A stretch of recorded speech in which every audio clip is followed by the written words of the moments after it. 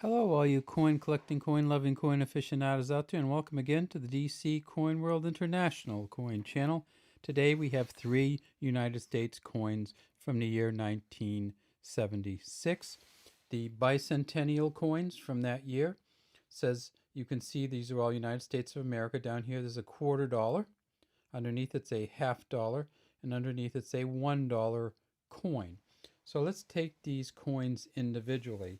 And what happened was in 1976, the United States decided to make coins for their 200th anniversary, or the 200th anniversary of their independence.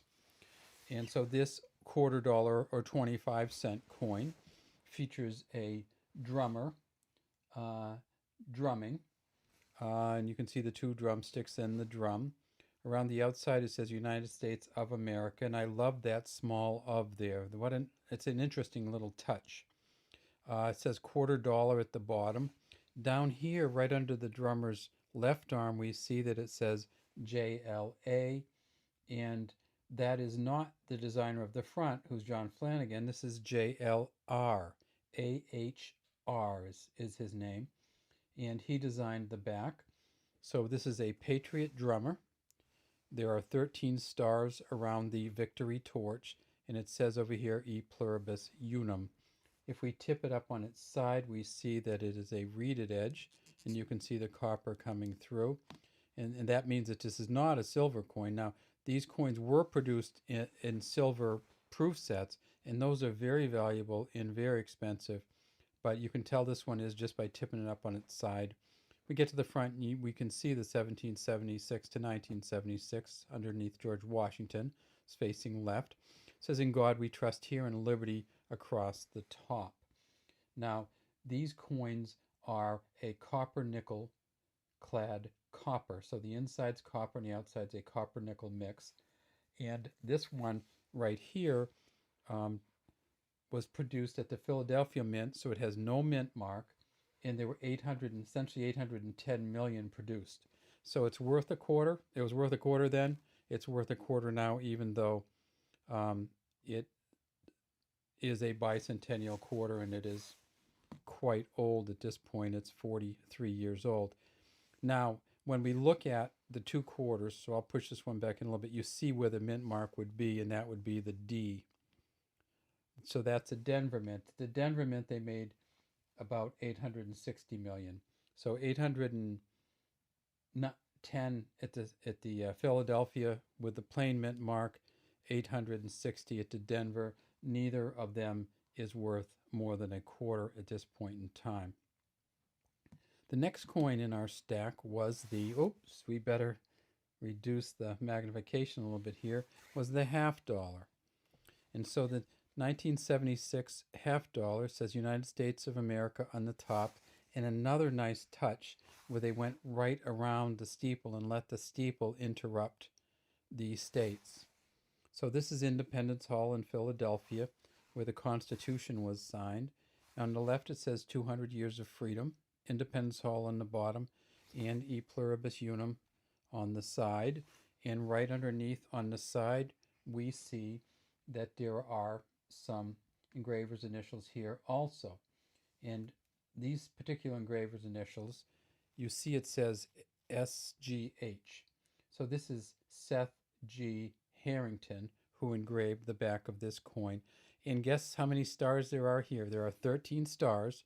And as you remember, there were 13 around the torch, and now there are 13 at the bottom here, just above the $half sign. We tip it up and we see that's indeed a copper centered coin. And on this side, though, we see that we have John F. Kennedy facing to the left. It says "In God" on one side, "We trust" on this side, 1776 to 1976, and "Liberty" across the top.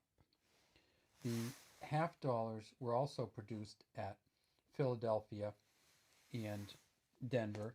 Now, there were proof sets produced in San Francisco, but this is not a proof coin. And the proof coins are worth about $4. These silver coins are worth more than that. And this particular coin is worth a little bit more than a $50, right in that range. In somewhat better condition than this, if you got to very fine to extra fine, you'd start talking about $1 for this coin. So it's not a huge value still, but more than its face value. Tip it up on its side. Again, we see that it has copper inside. And then we come to the last of the three coins, and this is United States of America $1 coin. If we go way up in high on this one, we see that we can actually see the Liberty Bell, and not only see it, we can actually read what it says. And it says up here, it's kind of hard to read, so I'm going to read what is written down. And it says, United States of America, thereof Lev 25 VX proclaim, House of Philada, buy or pass stow Philada, and it says MDCCLIII. So essentially what's going on here is you've got it goes all around the bell what it says, but you can only read part of it. So you got this kind of broken English sentence because the rest of it is on the other side of the bell. Now down here it says pass and stow Philadelphia in the year. So we got a year up here, and then we got another year down here, and this is who made the actual Liberty Bell. And we look beyond the Liberty Bell and we see, well, there's the moon in the background. So this was a coin that was made to celebrate the U.S.'s trip to the moon, which occurred, I believe, in 1969, but still one of the symbolic feats of this generation and maybe any generation, the trip to the moon. Over here we see it says E pluribus unum. Down here, if we go way in low, we see that there's some initials here. And this is a DRW for Dennis R. Williams right next to the clapper for the bell.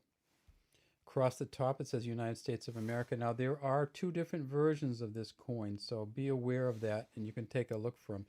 When they first started minting this coin, the United States of America flattened out on the coins, and that was called essentially a type 1 coin. So the first set they made, everything here kind of flattened out, and so you lost these little curly cues at the ends and the little points here. See how these are kind of pointed. This is the second, or type 2 of the coin. So what happened was, about halfway through the run of these coins, Frank Gasparo, the chief engraver of the Philadelphia Mint, went and said, look, the words are flattening out. We'd like to do a little bit of a redesign. And according to the information I've read on pcgs.com, they agreed to do a different design and did what they call now the thin lettering type 2. And that's what this particular one is, because when they did this lettering, it didn't mash down as much. So if you're going to collect these dollar coins, look for both the thick lettering and the thin lettering. And of course, always look for the silver version of these coins, but you should not see it in circulation because it's so valuable. This particular coin, this $1 coin, if we flip it over, we see that it's a Philadelphia Mint coin. It says Liberty across top. It's President Eisenhower facing to the left this time. So the presidents we've had are Washington, Kennedy, Washington quarter, Kennedy half, and Eisenhower dollar. In God we trust, and then under here, 1776 to 1976, and just the dot in between. So this coin at the Philadelphia Mint, there were 113 million of them made. Still a very valuable coin. This one may be worth between $2 and $3, or may cost you between $2 or over, probably as much as $3 to get it. If you can get it cheaper than $2, you're getting, I think, a pretty good deal on these ones. So $2 would be about twice face value. The block or flat lettering or type 1 lettering is worth about $1 more than the thin lettering. And at the Denver Mint, same thing. They made 21 million Ds at the Denver Mint with block lettering, and so they're worth about $4 a piece. And with the thin lettering, they're worth about $2, and that's in very fine to extra fine condition. They also made proofs of all of these coins, and at the San Francisco Mint, and those are much, much, much more valuable in the $6 to $7 range. But if you have a proof, you'll know because it won't look like this. You put the pen on top of it, you'll be able to see the pen in the coin. They just shine them up and they buff them. All right, that's all we have today for our Bicentennial Coin Collection. And let's flip them all over so we can see the backs again. And if you have any comments, please leave them in the comments section. And if you would like to subscribe to our channel, we'd love to have you. Have a great day from DC Coin World International Coin Channel.